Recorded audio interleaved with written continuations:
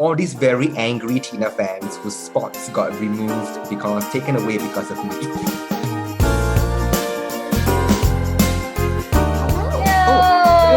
Hello, everybody. Hello. Welcome to Distant Conversations, viewers and listeners, which is a 20-something podcast hosted by myself, Ben, who is 27 this year, and I'm Gabs, and welcome to Distant Conversations. Woo! So we're having a bit of fun with all the stuff, all the topics. We're gonna have a good time, right, Ben? And we're going to talk about a whole bunch of things from culture, friendship, politics, sex, relationships, so on and so forth. Loads of stuff to talk about. And are you ready? Because we would love for you to join in the conversation with us. And how can you do so? Just like, comment, and subscribe by pressing any button that is on whatever platform that you're on. We're on YouTube, but Spotify. There are specific buttons, The one that has the word subscribe on it, Yes. Share the and love. The one that has the word like on it. Of course. And of course, the comment section. Yeah, exactly. We don't, Let's continue. Let's move away from the plug. I think that, first of all, we need to explain. So the listeners can't see this, obviously, but the viewers can, is that we have some cute backgrounds. Gabs, you can tell us a little bit more about your background. Sure. I mean, cute is debatable, but right. So my beautiful background here is a lovely scene from Lithuania's capital city, Vilnius. You can see there is a church. There's some houses, a little bit of a hill. There's a little tower on the hill. Very scenic, very scenic. But it's here because today's episode is about living abroad, leaving the familiar pastures of your home country and coming to the big bad city, which in our case is going to be London. Indeed. What about you, Ben? What about your background? Well, okay, just before I go into my background, I just had this really quick anecdote which I have to share because I think it's really hilarious. So I was having dinner with my friend just now, and she was telling me, I'm recording this podcast with Gabs, and Gabs is from Lithuania. And she's like, oh my gosh, I love Lithuania. I've always wanted to go to Lithuania because there's this very beautiful city in Lithuania called Lubinia or something like that. And I was like, no, I don't think there's a city called Lubinia or something along those lines. Yeah, same. So she typed it out, because she thought she was mispronouncing it, and I was just not getting it, right? Yeah. So she typed it out, and it turns out that the city, which is called Lubinia or something along those lines, is actually the capital of Slovenia. In Ljubljana. Yeah, Ljubljana, that's right. And I was like, I need to tell Gabs this because she'll be like so pissed off with you. Ben's friend, that's rude. That's rude. I know that nobody knows about Lithuania, but listen, we exist, and the capital city is Vilnius. Thank you very much. Vilnius, that is right. Okay, so a little bit of my background. So basically, my background is a scene from Singapore, which Gabs' parents actually came a couple of years back, didn't they? Yeah, they did. Their most lasting memory from Singapore is, you have no idea how clean it is. You could eat off the floor. It is true. It is a very, very clean city. And this is actually, it's a very rare sight in Singapore. Usually we have quite a lot of people walking along the streets, but this is in a place called Emerald Hill, and these are restored and maintained shop houses, which is where a lot of Peranakan families used to live in. Peranakan basically is like a kind of like a culture in Singapore, which is basically like it's a amalgamation of Chinese and Malay culture. So it's quite unique. So Malay food is very Peranakan food is very good, and Peranakan people are very good looking. Ooh, I'm obviously not Peranakan, so that solves that mystery. But Emerald Hill. there we go. We're in Singapore. So, okay, so question. If I do the Tinder global thing or whatever it's called, Uh-huh. I should zero in on that territory then. Is that what Yeah, you're why saying? not? Hey, look, like the houses along Emerald Hill are posh. Okay, they go for a lot of money. I think that one shop house today in Singapore costs about like, I don't know, 5 million, 6 million? Oh, well, you know, Yeah, of uh, course you can afford it. that's in my price range, if I do Yeah, but say it so is myself. absolutely, but it's absolutely beautiful. And it's located in the heart of the country. So you're near all of these landmarks, museums. Everybody, Gabs loves a good museum. I do, I So do. loads of museums near the shopping district of Singapore. Aw. You're not that far off from the sea. It is gorgeous. It's fantastic. But we wanted to talk a little bit about, like what Gats was saying, we did move from our respective home countries We to the did. United Kingdom, but specifically London, to pursue our tertiary education at Goldsmiths University of London. Mm. And I just want to ask first and foremost, why? Why London? Why Goldsmiths? I mean, I think it was very easy for me because, like, I knew I wanted to go abroad. I was like, Lithuania's small. I want to see what's out there in the world, right? Um, and then, but there's like very few choices in a way because the only other language that I spoke quite well was English. So I didn't have that many choices. I was like, either England, America, maybe Australia. Um, yeah, and all of these places, apart from the UK, have very expensive university tuition fees. Mm, And UK has this student loan that has really good conditions. So I was like, I'm gonna ride that. Yeah, and that's how I ended up in London. What okay. about you? Well, I was toying with a few options as well. So for me, it was quite standard.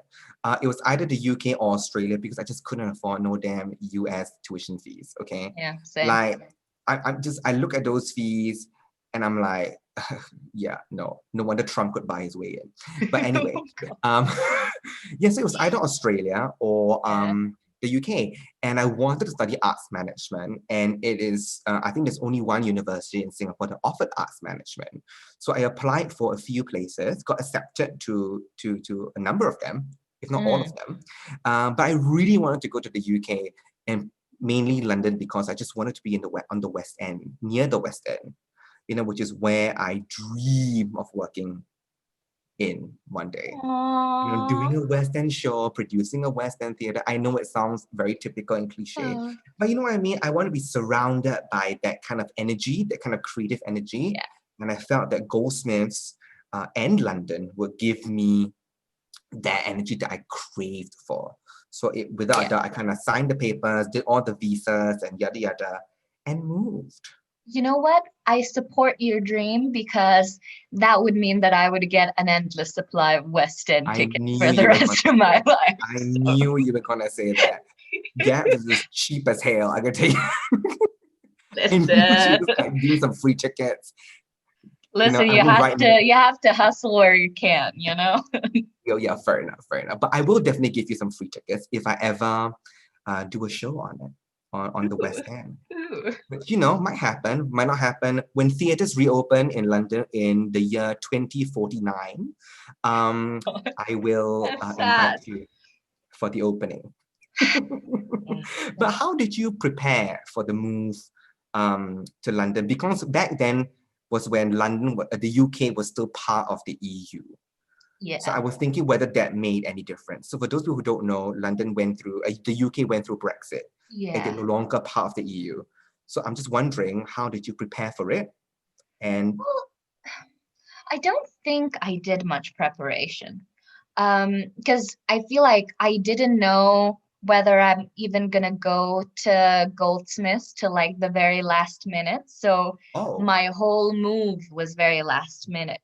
right. Um, but I think the biggest thing, I just like packed up and left but the main thing that was hard is that I went to study literature, right?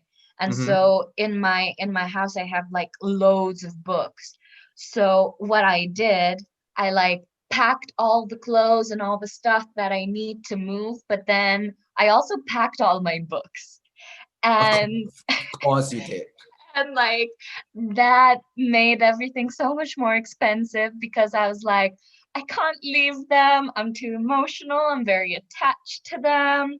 And I took them on the plane and I had to pay for like overweight luggage and all those sorts of fees. And my mom was furious with me. Um, but yeah, but you know, I just like I couldn't leave them. And I think that's like the main thing that I remember from like the moving period. Right, right, It's right. like I couldn't part with the books. You see the thing. But you applied for all of these things by yourself, right? You did UCAS, you did the visas and all that by yourself. I didn't need a visa. Oh yeah, all right. Yeah, so like I literally like I could come and go anytime, so it was quite easy for me. I think it was a lot probably harder for you Okay, okay. because Because I just applied for the loan and I went. oh right. Because like over here, it was such an arduous process. I can tell you, it took like months of prep Okay. before I even got on the plane. But I was very lucky in the sense that in Singapore we have study agents. I'm not sure if you probably have it in Europe as Yeah, well. yeah, we do. But so my study agent just so happened to be my dad's friend's daughter, Ooh. and she really helped me. She kind of printed the paperwork for me, and she's okay. You just need to fill these things up. But I Hmm. think the bulk of the preparation came from okay, making sure that your visa came on time, that your BRP collection address is the BRP is the biometric resident permit, where you collect it once you arrive at the UK is at this particular place. You know Mm. that you got your luggage sorted out, your air ticket sorted out, and all these things didn't come together until the very end. I was so stressed out because like I applied for my visa late. So I had to go Of and pay a course. lot of money to fast track it. But it all worked out in the end. But Hmm. I was a stressful, emotional wreck before I got on the Yeah. plane. Yeah. No, I think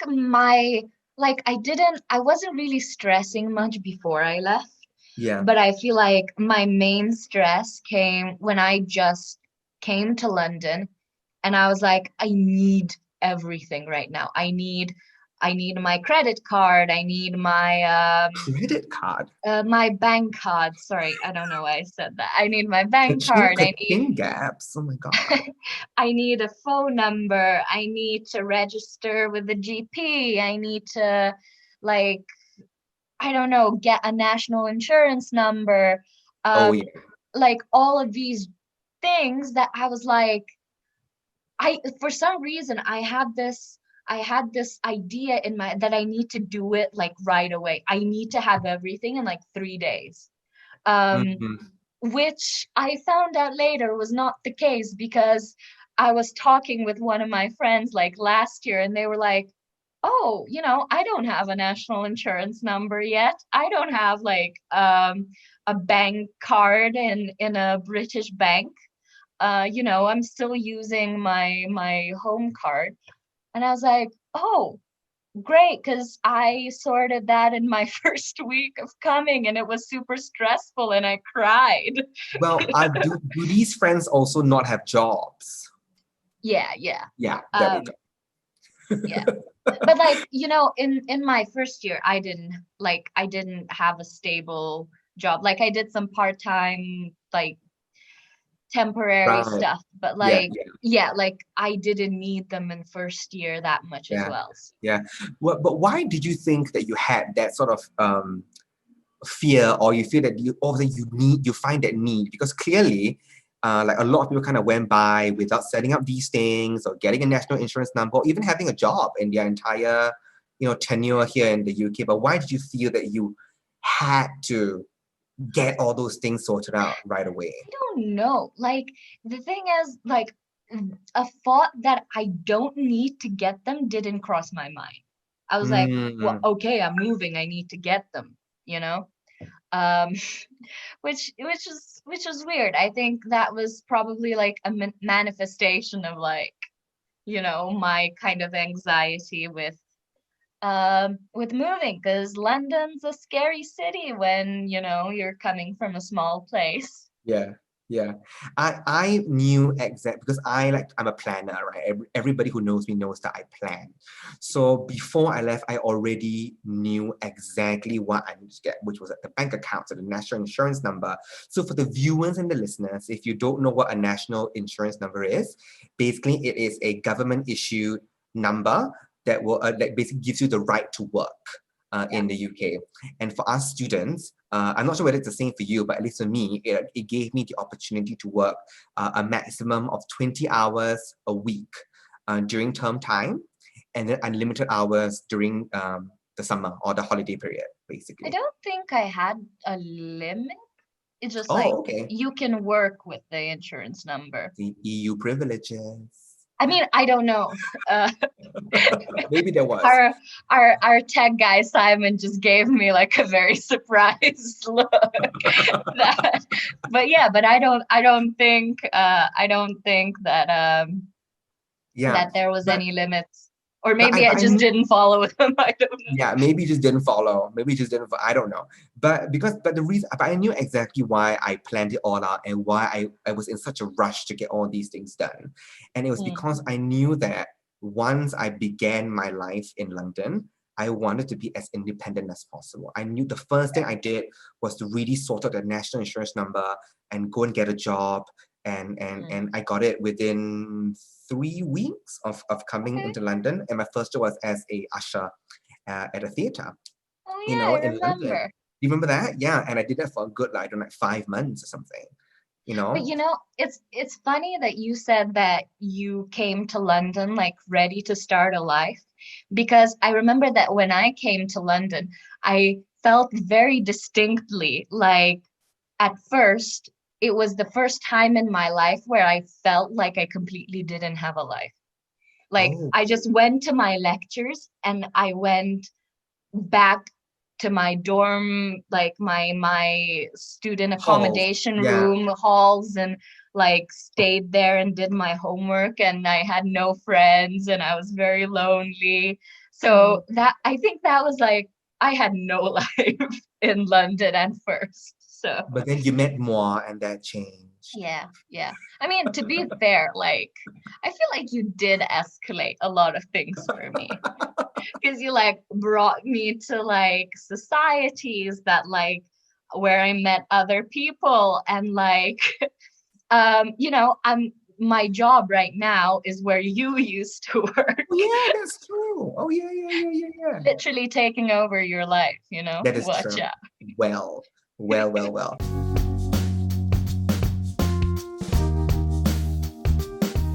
Moving forward is, I mean, moving along is, I just wanted to ask you, what were some of the, we talked about the challenges that we Mm, kind of faced while settling down. I think it's not just the two of us. I'm sure that many other 20 somethings who are embarking on this journey for the very first time, especially if I know many of my friends in Singapore who have never even, set foot in another country before, let alone right. lived there for 3 years, right? I mean, that's a challenge in itself.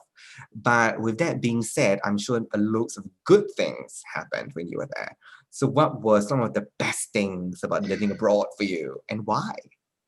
I mean, literally, like I think the best thing for me was, I mean, I came to study literature, and there's so many authors that I love Oh, that live in London, and there's like American authors or like other authors from other countries. They all come to London to sort of present their books. that's And true. so I got to meet so many of them.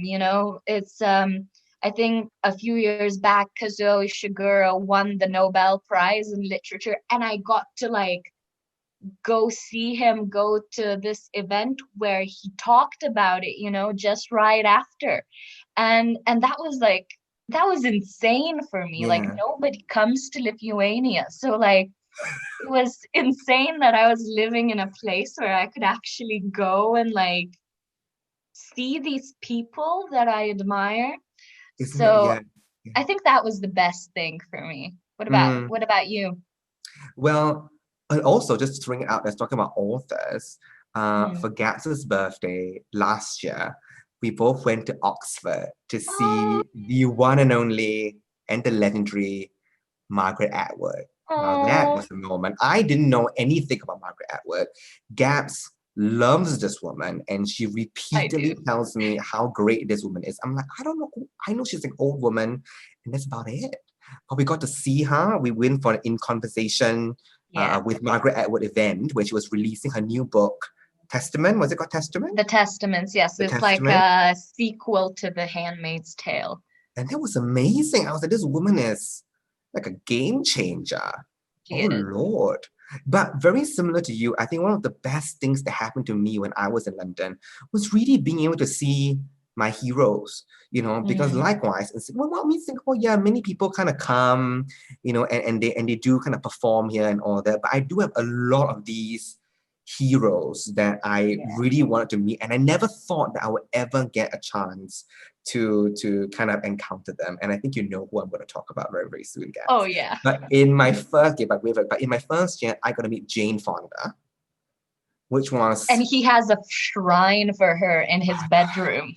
I have a shrine of her in my bedroom in the UK. I don't have it here anymore because all my Jane Fonda Yeah. memorabilia is still stuck in the UK. But I got to meet Jane Fonda. I got to say to Jane how much she meant to me, how I admired her work. She held my hand because I was shivering, and she said, "Don't be silly, it's just me." And I'm like, "But you are Jane bloody Fonda. What are you talking about?" Yeah. But the other thing that, and Gabs was there when this happened was, I might cry talking about this. You know that I might cry. But I got to meet Tina Turner. Now, now that was, oh my God, like getting a bit like, Can I just say that this is like this was a funny day when we met Tina Turner, because I had to go to that theater where she's supposed to be at like 1 in in the the afternoon. afternoon, Yeah. to like get get a good spot. And then I don't know, 6 hours later, Ben comes and he actually knows people at the theater. So turns out I didn't even need to wait and like hold the spot because the people that he knew were just like, "Oh, Ben, come through. Excuse me." He stopped. Yeah, it was insane because like it was basically the press night, which is Mm, which is the gala night, the opening night for Tina the musical, and everybody was there, right? yeah. And Gabs kind of, because I was working that day, so Gabs very kindly went ahead early on to kind of choke.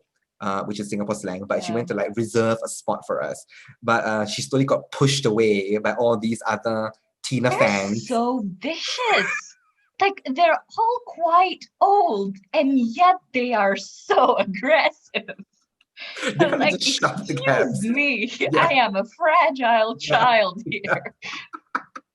And then when it arrived, because I used to work at this place where the premiere was taking place, and the security people were the ones that kind of went, "Oh no, no, no, no, people kind of move aside, move aside." They actually came out of the theater and went, "Okay, people move because this guy is press." And we were like, "We're not pressed, but we'll just take it." Yeah, we're And we just got like, right yep, in New front. York Times. Oh my goodness. Like, and it was amazing because Yeah. we saw so many people. We saw Graham Norton. We saw um, Drunk Rod Stewart, drunk Rod Stewart. We saw who else we saw? We saw that that dame. sport lady. Yeah, Who's that dame, Kelly Holmes. I think that was her name. Simon, you can correct us if we are wrong, but it's that lady that runs, basically. I think her name is Kelly Holmes. And what then is we the saw, Philomela lady? What's okay, no, her name is not Philomela. She keeps calling her the Philomela. sparkly dress? Her name is now see, now you've been making me mess up her name. Philida Lloyd, who directed Mamma Mia, the stage musical, and then now directed Tina, and directed The Iron Lady with Meryl Streep, which is Aw. the film, which all of you should go and watch. But it was amazing. So Gats was there. I saw Tina Turner. She waved. to what I thought was to me, but it was just in my direction. But I would believe that it is to me. And I was just shaking. Like I was this close to just kind of breaking down and crying. And you took so many good pictures, I took great photos. which then everybody was like asking Ben to airdrop them to like all the people in the crowd, which I thought was absolutely insane. Yeah. All these very angry Tina fans whose spots got removed taken away because of me, basically. I feel like we've done quite a lot of celebrity hunting in London. We had loads of celebrity huntings. We did so many, because there's so many of these events, and that's what I mean. But because everybody goes to London for something, right? Be whether it's to promote a press tour, to do a press conference, to open a film, open a play. So a lot of people kind of come by, and it's just easy. You know, you can go to Waitrose and bump into Ian McKellen. You can stalk your idols. Come by. Yeah, exactly. We'll teach you how. We'll teach you how for a fee. For a few lessons. Yeah, we'll teach you how to stalk your idol in London. But those are the great stuff. But what do you think was some of the, you know, the worst things about living abroad? The tough moments. Well, I think I like already mentioned it. I think it's for me, like I did feel quite lonely at first, you know, whereas like, and also like, I don't know, London was really scary for me in the beginning because I have no sense of direction. So if I needed to go somewhere, I would immediately get lost. Like it doesn't matter. Like I would literally go on like Google Earth and like take photos of my route. Like not even the map, but like the photos. So I don't, and I would still get lost. And then it would immediately start getting dark. And of course, my phone would be dead because I would be looking at those useless photos. And then I would just start panicking. And it would just be like, that's it. I'm going to get murdered. You know, it's just going to be horrible. Why did I leave Lithuania? You know, it spirals. So that was a thing for me. I think I'm better at it now. I know London a lot better now. You do, but you still get lost very frequently. I mean, listen, I think I know Central quite well right now. Yeah. I mean, yeah. But if you don't ask Gabs to go to somewhere in Brixton, if you tell her to meet in Brixton on Thursday, just ask her to start getting a move on the Tuesday before that, because she might make it, hopefully, fingers crossed, by next Friday. So yeah. I mean, sad but true. Okay, let's move on. What's the worst thing that happened to you? You know, honestly, apart from bad relationships, which we'll talk about at some point, honestly, London has been pretty good, you know. I think one of the lowest moments for me it's very much related to my family. And I went through some tough moments with my family when I was here. And I think that was the first time I had to experience, you know, these things away from my family. You know, that I couldn't, from the smallest things, like, you know, not being able to spend, not smallest, but from things like spending Christmas with them. Yeah. You know, I didn't manage to do that. It's a big thing. It's a big thing. Like, you know, first Christmas apart from your family. Yeah. Special. Yeah, it's tough. And then I think that during the course of my 3 years, my grandma fell very, very ill. Right. And that was very difficult for me because I am very close to my grandparents, and I just felt so lost and helpless, and I just felt very useless. I guess that's why and it hit me really, really hard because I wanted to do something, but I didn't know what to do. You know, and my parents had to break the news to me over Skype or WhatsApp video call, and I broke down. I couldn't. I just felt helpless. You know, and I couldn't fly back because it was during term time and tickets are expensive. You know what I mean? So it was really, really difficult. And I think that was probably the worst part of living abroad for me, which is not being able to be there for my family just like that with a snap of a finger. want to give you a hug right now. Huggies. Oh, Love. you're so far away. Love. I'm not sure if this is well, I guess that works. There you go. Yeah. No, but I feel like, because we spend some Christmases together because we Mm-hmm. live together. So I think for me that Sadly. really helped me, because we would go to this Christmas pantomime and we would do things together. Yeah. So it's nice to like discover these new traditions with Mm. new people that you can do, and it actually makes you feel good as well. Yeah. Um, so that was very nice for me. Yeah, and I think that is why I guess if it's anything to do the advice to any viewers and listeners who are watching this right now, if you are en route to moving abroad for whatever reason, be whether it's for the first time or whatnot, especially if it's your first time, to really invest in creating a positive and healthy support system. Because I cannot tell you how many times I needed people like Gabs in my life. Oh my God, I'm going to cry. Because sometimes it's just, you never know. You never know when life will hit you like a ton of bricks. And having great housemates who support you, who don't judge you, who understand you, or even make an effort to understand you, that really makes a whole lot of difference. Because it really makes your life easier to get by, and you can focus on what you need to do without worrying about, am I going back to an empty house? When you know that there is somebody there that you can scare after midnight when she's climbing up the stairs, and you can record it and load it on Instagram. So that's what I live for sometimes. But it was great. I have a different kind of advice. Go ahead. I feel, listen, when you come to a different country, especially London, I think this is most applicable to London. Okay. And you're getting a new house. Make sure they don't have a previous pest problem.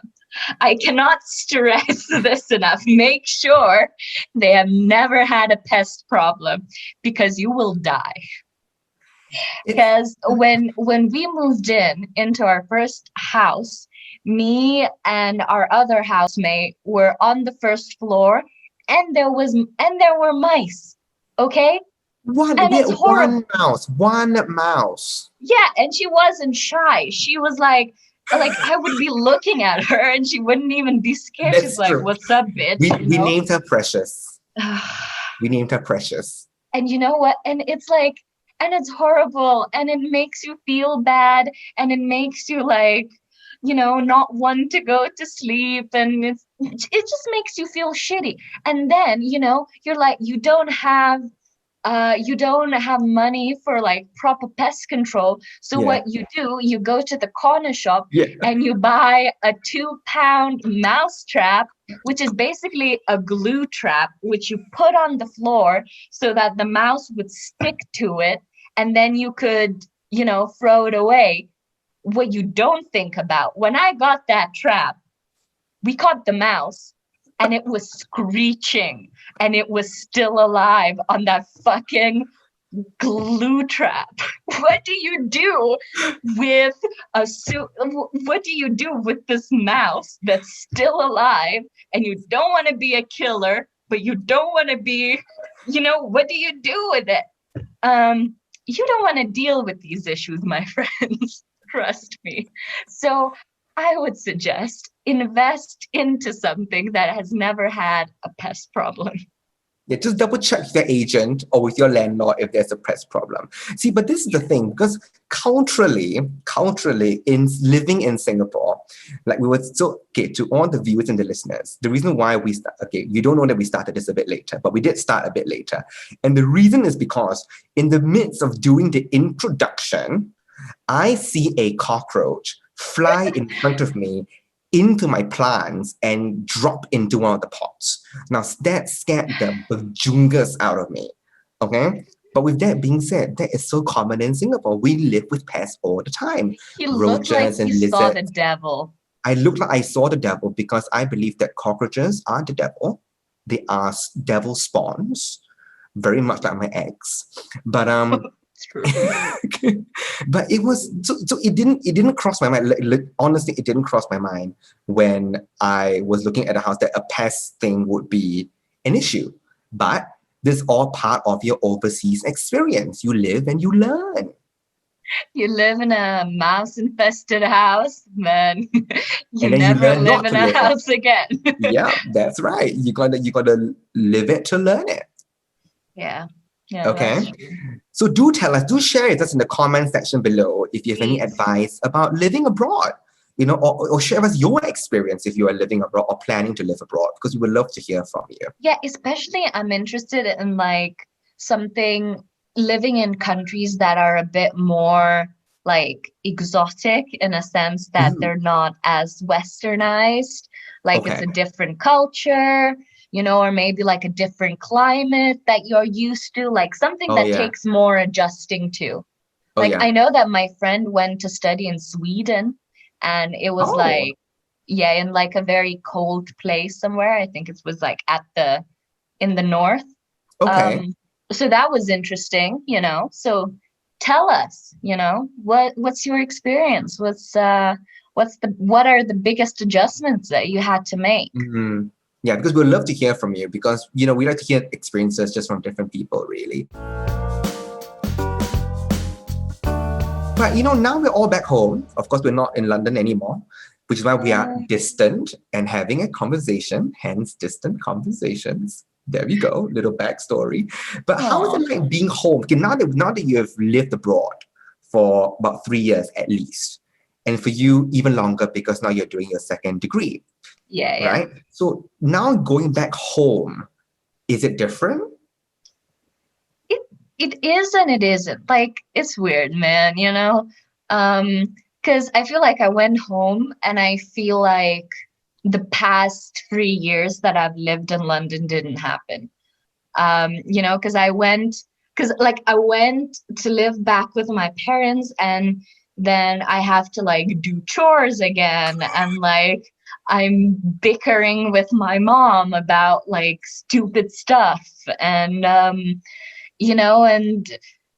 I don't know, I'm just always like in my room that's filled with stuff that I made or bought in when I was in high school or even before that. So it's a bit weird. It feels like a step back, even though it isn't. Like I'm not like I'm doing my second degree. Like I shouldn't feel like I'm taking a step back, but I feel Mhm. like being at home makes me feel that way.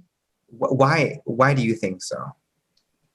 Well, it's just because I don't know, like at home you just feel like you're back in high school again. It's Yeah. just because your mom's like, Gabs, why didn't you unload the dishwasher? Because I'm working and you're studying. So who has more time? And I'm Yeah. like,